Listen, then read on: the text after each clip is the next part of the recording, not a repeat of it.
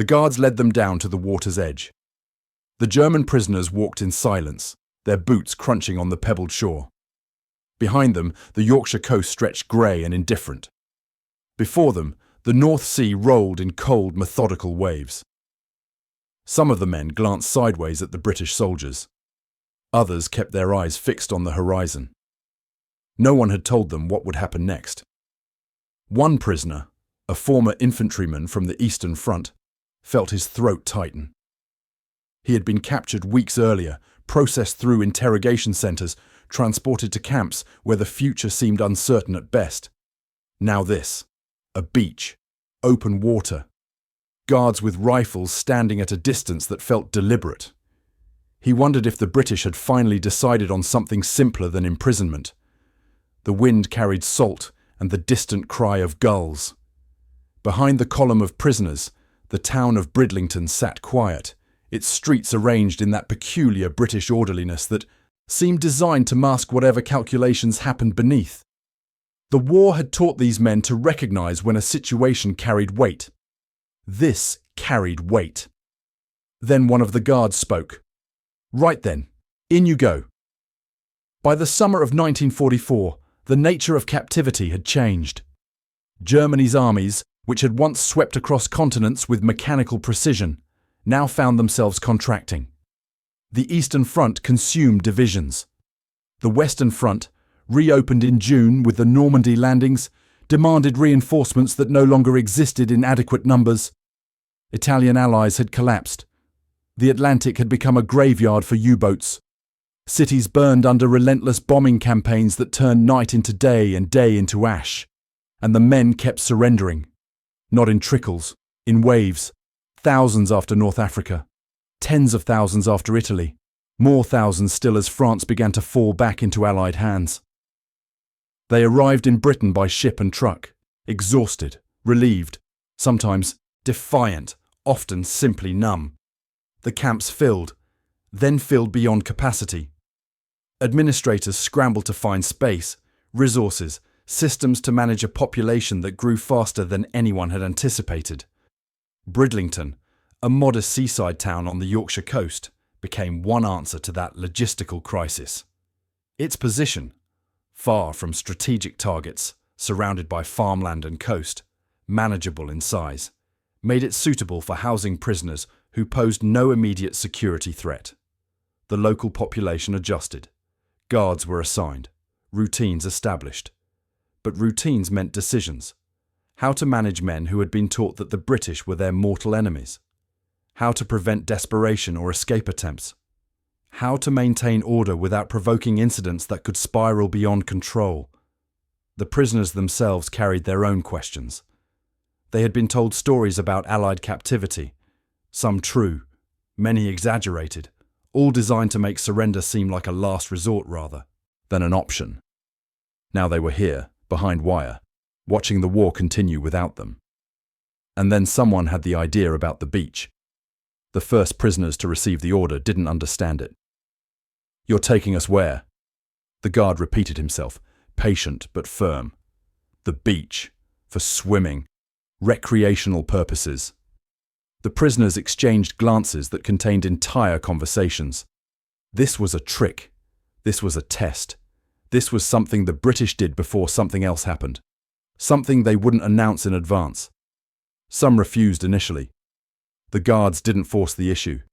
They simply waited. Made it clear the opportunity was genuine, time-limited, voluntary. Slowly, suspicion gave way to something more complex. Curiosity, perhaps, or the simple human calculus that after months of confinement, even a trick involving open water sounded better than another day staring at barbed wire. The first group walked to the beach under escort. They stood at the shoreline in their prison-issue clothing, bare feet on cold sand, and waited for clarity that didn't come. The guards positioned themselves at intervals, close enough to observe, far enough to suggest something other than immediate threat. One prisoner, a former Luftwaffe mechanic who had been shot down over Kent, finally asked the question aloud. "You want us to swim?" "If you'd like. You're not going to stop us." The guard, a middle-aged man from Leeds who had spent the first years of the war training for an invasion that never came, shook his head. "We'll stop you if you try to swim to Germany. Otherwise, have at it." The mechanic looked at the water, at his fellow prisoners, at the guards who stood with rifles that remained carefully, deliberately pointed at nothing. Then he waded in. The water was shockingly cold.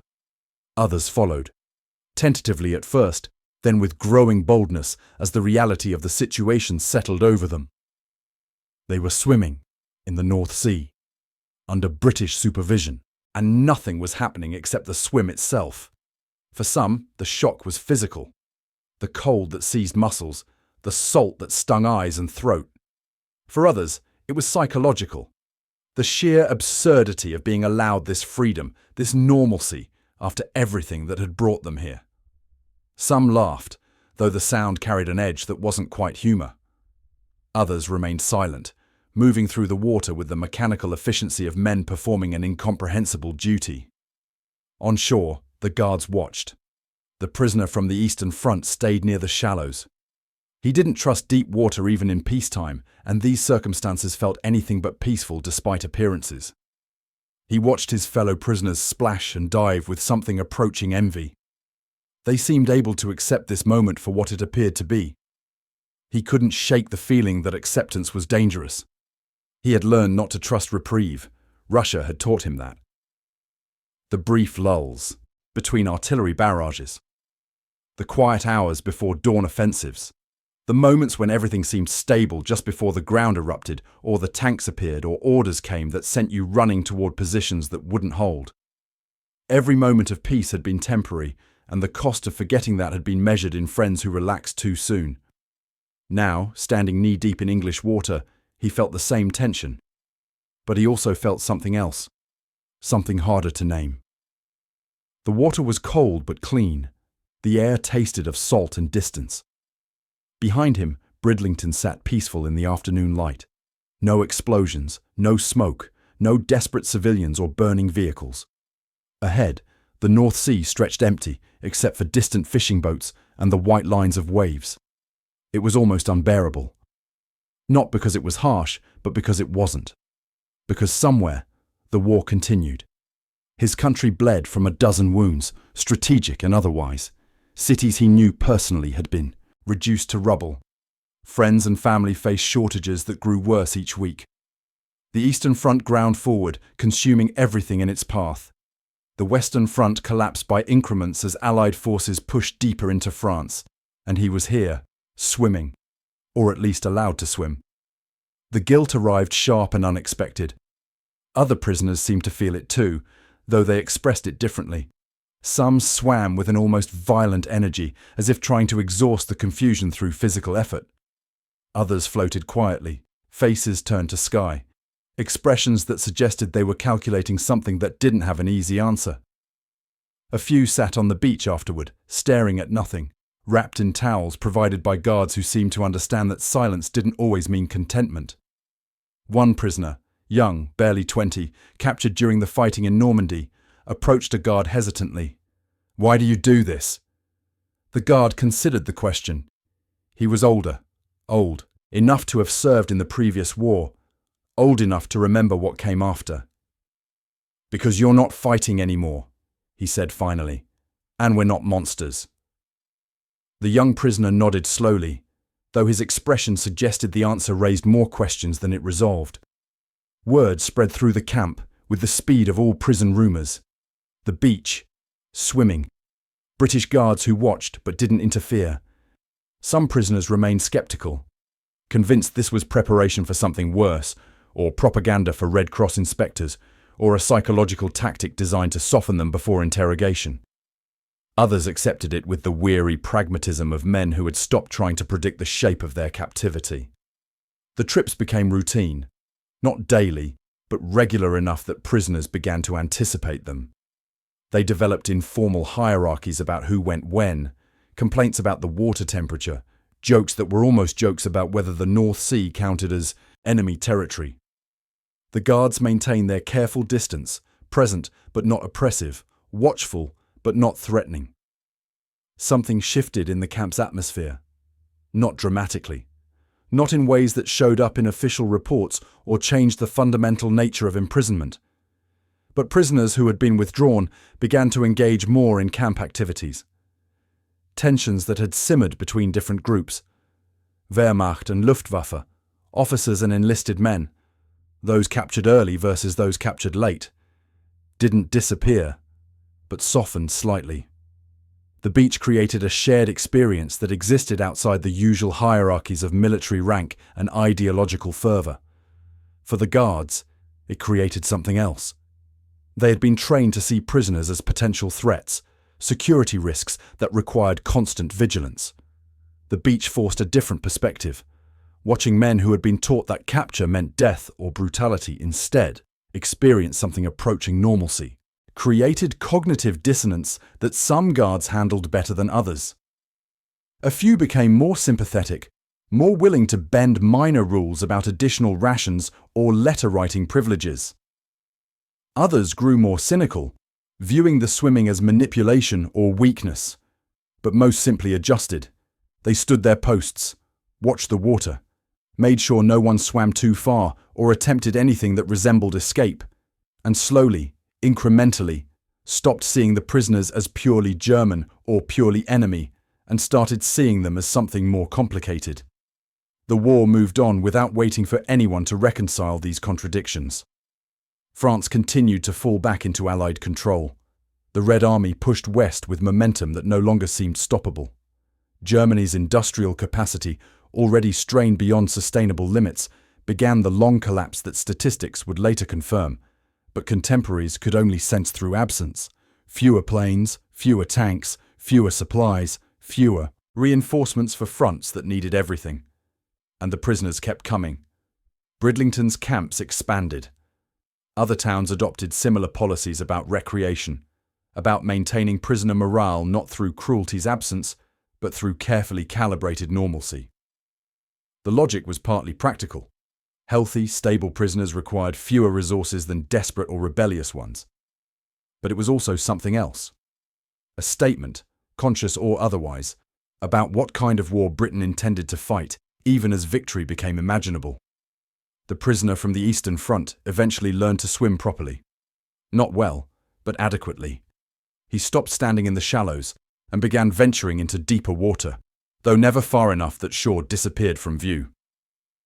On his fourth or fifth trip to the beach, he floated on his back and stared at clouds that moved east toward a continent he no longer knew how to imagine. Germany, he thought, was losing. Not because of swimming privileges, for prisoners. Not because the British had demonstrated some moral superiority that made defeat inevitable, but because wars weren't won by the side that held prisoners.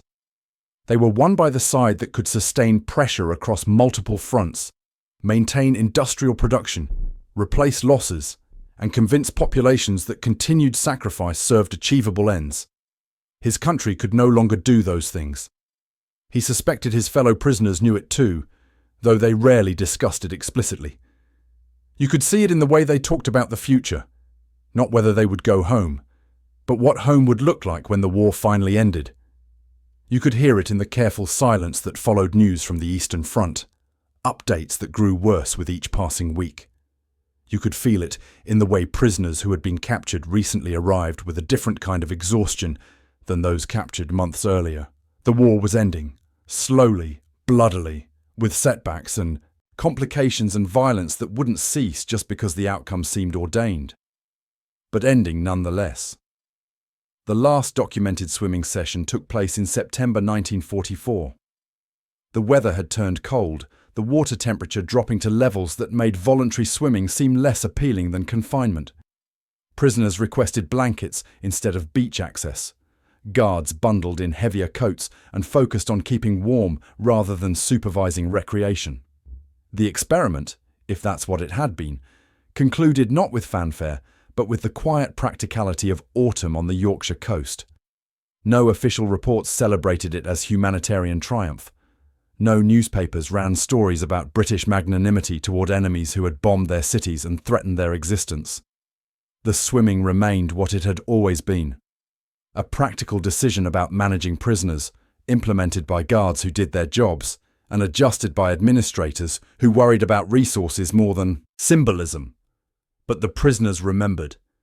Years later, after repatriation and reconstruction and the long process of reckoning with what had happened and why, some of them would tell the story. Usually privately, to families or friends who asked about captivity with the careful politeness of people who know questions can cause pain. They would describe the beach, the guards, the cold water, and the strange freedom of being allowed to swim. And they would struggle to explain what it meant. Not because the meaning was simple or comfortable, but because it existed in the space between propaganda and reality, between enemy and human, between the war they had fought and the war that was fought around them afterward. The British hadn't been saints. Prisoners in other camps faced harsher conditions. Bomber Command continued to level German cities with the same strategic calculus that had leveled British ones. The war remained brutal and total and unforgiving. But on a beach in Yorkshire, for a few hours across several weeks, some prisoners had been allowed to swim. The guards who supervised them went home each night to families who had lost brothers or sons or fathers to German shells and bombs. The town around them had endured blackouts and rationing, and the constant low-level anxiety of knowing the war could turn at any moment. The country had been pushed to the edge of defeat and climbed back through effort that cost everything. And still, someone had made the decision to take prisoners to the beach. History doesn't know what to do with moments like these. They don't change outcomes or shift strategies or alter the mathematics of industrial warfare. They exist as small human choices made inside impossible circumstances, meaningful to those who experience them, footnotes to everyone else. The prisoner from the Eastern Front survived the war, returned to a Germany that no longer existed in any recognizable form, and built a life from what remained. He never forgot the for swimming, though he rarely discussed it. Once, late in life, his grandson asked him about captivity. He thought for a long time before answering. "They let us swim," he said finally. "I didn't understand it then. I'm not certain I understand it now. But they let us swim." The grandson waited for more, but nothing came. The old man stared at something beyond the room, beyond the conversation, beyond the comfortable present where wars were studied rather than survived. Then he stood, squeezed his grandson's shoulder, and walked slowly upstairs. Outside, rain began to fall on a continent that had learned to count its dead in millions and its victories in the space between one breath and the next. The water fell steady and cold and indifferent, and somewhere, the North Sea continued its endless conversation with shores that remembered everything and forgot nothing. The war had ended decades ago, but some questions remained.